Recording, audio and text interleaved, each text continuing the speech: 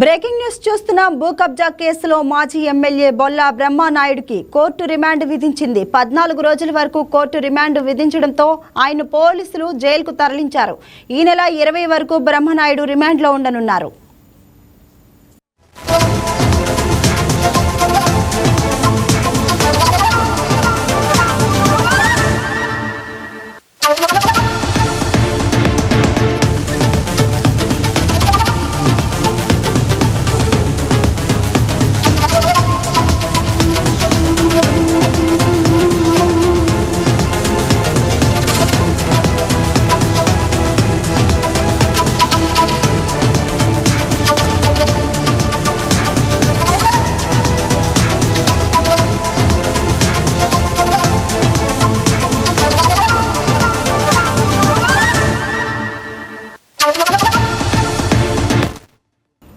భూ కబ్జా కేసులో మాజీ ఎమ్మెల్యే బొల్లా బ్రహ్మనాయుడుకి కోర్టు రిమాండ్ విధించింది. 14 రోజుల వరకు కోర్టు రిమాండ్ విధించడంతో ఆయన్ని పోలీసులు జైలుకు తరలించారు. ఈ నెల 20 వరకు బ్రహ్మనాయుడు రిమాండ్లో ఉండనున్నారు. దీనిపై మరింత సమాచారాన్ని మా ఎగ్జిక్యూటివ్ ఎడిటర్ శ్రీనివాస్ ఫోన్ ద్వారా అందిస్తారు. శ్రీనివాస్, చెప్పండి, మాజీ ఎమ్మెల్యే బొల్లా బ్రహ్మనాయుడుపై నమోదైన అసలు భూ కబ్జా కేసులో ప్రధాన ఆరోపణలు ఏంటి? అలానే ఈ కేసుకు సంబంధించి మరి ఇప్పటి వరకు పోలీసులు సేకరించిన ఆధారాలు ఏంటి?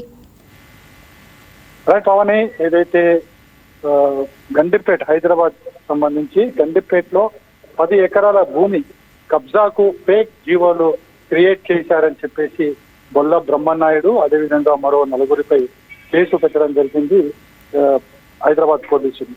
అయితే దీనికి సంబంధించి ఫేక్ జీవోలు సృష్టించడం ద్వారా 10 ఎకరాల ప్రభుత్వ భూమిని కబ్జా చేసే ప్రయత్నం జరిగిందని చెప్పేసి కూడా పోలీసులు ఆరోపించడం జరిగింది. ఏదైతే గండిపేట ఎంఆర్ఓ ఈ కేసుకు సంబంధించి పోలీసుల్లో నార్సింగ్ పోలీసులకు అప్రోచ్ కావడం జరిగింది, ఫిర్యాదు చేయడం జరిగింది. ఫిర్యాదుతోనే వెంటనే పోలీసులు రంగంలో దిగి ఈ కబ్జాకు సంబంధించి ఎవరెవరు ఉన్నారన్న దాని మీద ఇన్వెస్టిగేషన్ చేయడంతోనే బొల్ల బ్రహ్మనాయుడుతో పాటుగా మరో 4 మీద కేసు నమోదు చేయడం జరిగింది. అయితే ఎప్పుడైతే కేసు నమోదు చేయారో అప్పటి నుంచి కూడా బొల్ల బ్రహ్మనాయుడు పరారీలో ఉన్నట్టు కూడా పోలీసులు చెప్పారు. అయితే ఈ లోపు ముందస్తు బెయిల్ కోసం బ్రహ్మనాయుడు ప్రయత్నించినప్పటికీ కూడా కోర్టు ఈ బెయిల్కి సంబంధించి 11వ తారీఖున వాయిదా వేయడం జరిగింది.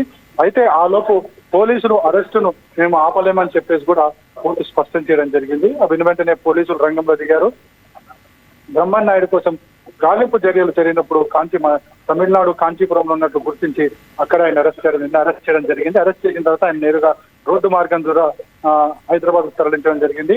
ఈ రోజు హైదరాబాద్ చేరుకున్న బొల్ల బ్రహ్మనాయుడిని ఆయన పలు ప్రశ్నలు వేయడం జరిగింది. ఆ తర్వాత ఆరోగ్య పరీక్షల నిమిత్తం ఆసుపత్రికి తీసుకెళ్లారు. ఆ తర్వాత ఉప్పరపల్లి కోర్టుకి హాజరుపరచడం జరిగింది. ఉప్పరపల్లి కోర్టు ఆయనకు 14 రోజుల రిమాండ్ విధించడం జరిగింది. అంటే 20వ తారీఖు వరకు కూడా బొల్ల బ్రహ్మనాయుడు రిమాండ్ లో ఉండబోతున్నారు. అయితే సోమవారం నాడు బొల్ల బ్రహ్మనాయుడికి సంబంధించిన లాయర్లు ముందస్తు బెయిల్ పిటిషన్ కూడా వేయబోతున్నట్టు తెలుస్తుంది.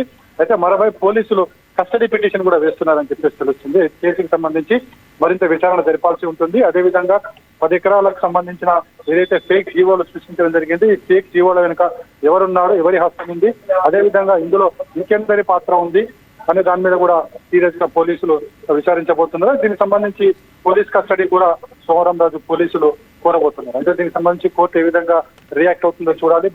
బొల్ల బ్రహ్మనాయుడికి సంబంధించిన ఒకవైపు బెయిల్ పిటిషన్ ఉండబోతుంది, అదేవిధంగా కస్టడీ పిటిషన్ ఉండబోతుంది.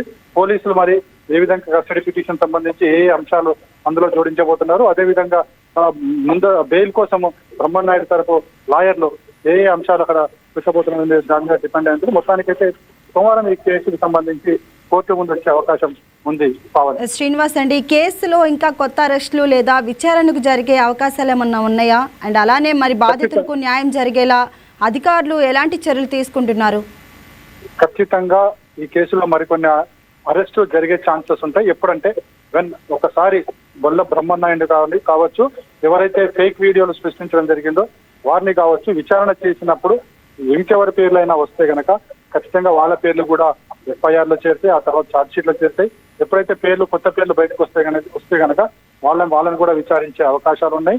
మరోవైపు చూసుకుంటే కనుక ఇందులో బాధితులు అంటే ఎవరు లేరు.